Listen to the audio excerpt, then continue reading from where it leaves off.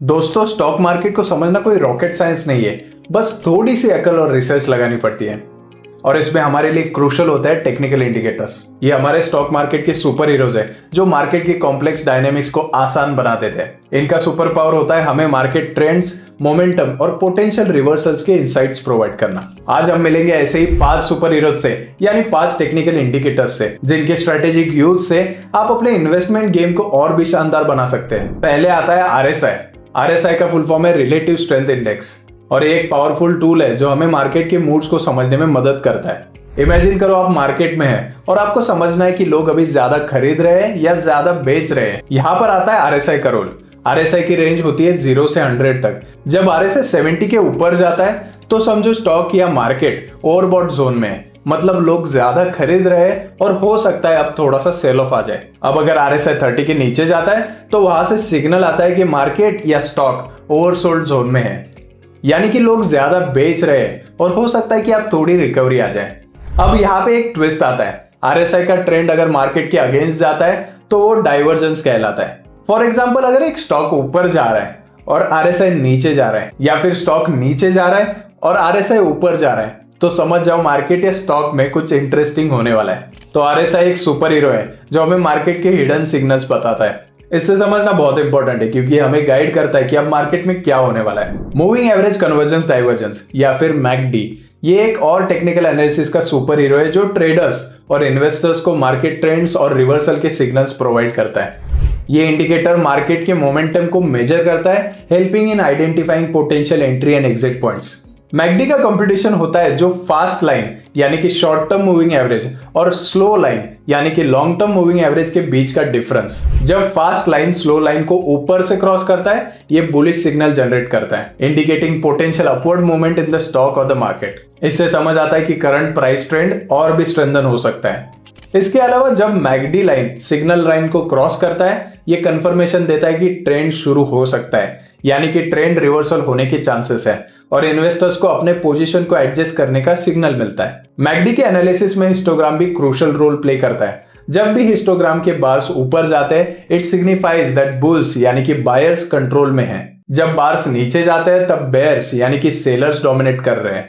Histogram की interpretation से market sentiment का बेटर अंडरस्टैंडिंग होता है। जैसे कि क्रिकेट मैच में स्कोर बोर्ड, ये भी हमें बताता है कि कौन सा टीम अपर हैंड ले रही है। सपोर्ट और रेजिस्टेंस लेवल्स, ये दो हमारे स्टॉक मार्केट के दो सबसे बड़े सुपरस्टार हैं जो हमें मार्केट ट्रेंड्स, एंट्री पॉइंट्स और एग्जिट पॉइंट्स की बेटर अंडरस्टैंडिंग देते हैं। सपोर्ट लेवल वो प्राइस होता है जहां से स्टॉक या मार्केट का प्राइस गिरने के बाद थोड़ा रुक जाता है। जैसे कि क्रिकेट मैच में जब टीम का स्कोर गिर रहा होता है और लास्ट विकेट कीपर आता है, तब पूरी टीम की होप वही होती है। वैसे ही स्टॉक मार्केट में जब भी प्राइस सपोर्ट लेवल तक पहुंच जाता है, वहां के बायर्स एक्टिव हो जाते हैं और उनका कहना है कि बॉस, यहां से हम खरीदेंगे। समझो सपोर्ट लेवल एक साइकोलॉजिकल जोन होता है जहां से बायर्स का कहना है कि अब और नीचे नहीं जाएंगे। It's like a safety net in the market. Resistance level, अब आते हैं रेजिस्टेंस लेवल पर। ये वो जगह है जहां से प्राइस ऊपर नहीं जाती। जैसे कि क्रिकेट में फील्डर बाउंड्री पे खड़ा होकर बॉल रोकता है, वैसे ही रेजिस्टेंस लेवल पर प्राइस रोक देता है। यहाँ के सेलर्स एक्टिव हो जाते हैं और कहने लगते हैं, भाई यहां से ऊपर मत जाना। रेजिस्टेंस लेवल को क्रॉस करना थोड़ा टफ होता है क्योंकि वहां से एक स्ट्रॉन्ग सेलिंग प्रेशर क्रिएट होता है। It's like a stop sign for the price movement. Support और रेजिस्टेंस लेवल्स का ध्यान रखना बहुत जरूरी है क्योंकि जब प्राइस इनके बीच घूमता है, वहां मार्केट डायनेमिक्स चेंज होते हैं। जैसे कि क्रिकेट मैच में एक मोमेंट में स्कोर बदल जाता है, वैसे ही स्टॉक मार्केट में भी प्राइस बदल सकता है।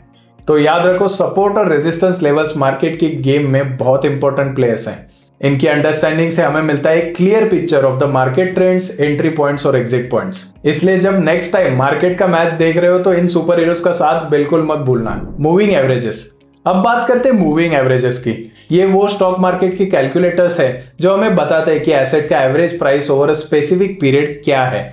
चलो समझते हैं इन दोनों इंपॉर्टेंट एवरेजेस को। पहला है सिंपल मूविंग एवरेज यानी कि SMA, और दूसरा है एक्सपोनेंशियल मूविंग एवरेज यानी कि EMA। Simple moving average, SMA वैसे एक बेसिक फॉर्म है जिसमें हर प्राइस पॉइंट को इक्वल वेट होता है। SMA में हर प्राइस पॉइंट को इक्वल इंपॉर्टेंस मिलता है, यानी कि छोटा और बड़ा प्राइस सबको सेम कह देता है। It's like treating everyone on the score card equally. Exponential moving average, अब आता है EMA जो एक थोड़ा सा एडवांस फॉर्म है।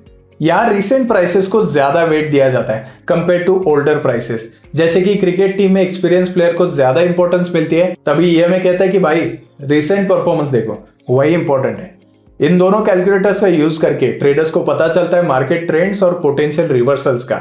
मूविंग एवरेजेस से हमें पता चलता है कि मार्केट का ट्रेंड किस डायरेक्शन में जा रहा है। Bollinger bands. अब हम बात करते हैं बोलिंजर बैंड्स के बारे में। ये वो सुपर हीरो है जो हमारे स्टॉक मार्केट के ट्रेडर्स को अलग अलग स्ट्रेटेजीज को बनाने में मदद करता है। चलो समझते हैं कैसे। Bollinger bands. बोलिंजर बैंड एक डायनामिक इंडिकेटर है जिसे हम ट्रेडर्स के स्ट्रेटेजी में इनकॉर्पोरेट करते हैं। इमेजिन करो अगर एक क्रिकेट मैच चल रहा है और लास्ट ओवर में एक अनएक्सपेक्टेड विकेट गिर जाता है। एग्जैक्टली वैसे ही होता है स्टॉक मार्केट में जब प्राइस अपर बैंड को टच करता है। कुछ ट्रेडर्स सेल करते हैं एक्सपेक्टिंग कि अब कुछ ट्विस्ट होने वाला है। अब अगर प्राइस लोअर बैंड को टच करता है तो वहां कुछ ट्रेडर्स बाय करते हैं। इट्स लाइक जब ओपनिंग बैट्समैन कंसिस्टेंट परफॉर्मेंस दिखाता है तब उसकी सेंचुरी की उम्मीद होती है। वैसे ही यहाँ लोअर बैंड टच होने पर ट्रेडर्स को लगता है कि अब प्राइस ऊपर जाएगा। बोलिंजर बैंड्स का एक और इंटरेस्टिंग एस्पेक्ट है डाइवर्जेंस और कन्वर्जेंस।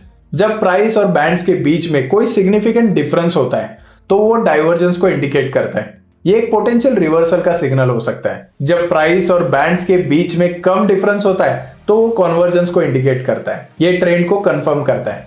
तो समझो बोलिंजर बैंड वो मार्केट के सुपर हीरो है जो ट्रेडर्स को बताते हैं कि अब क्या होने वाला है।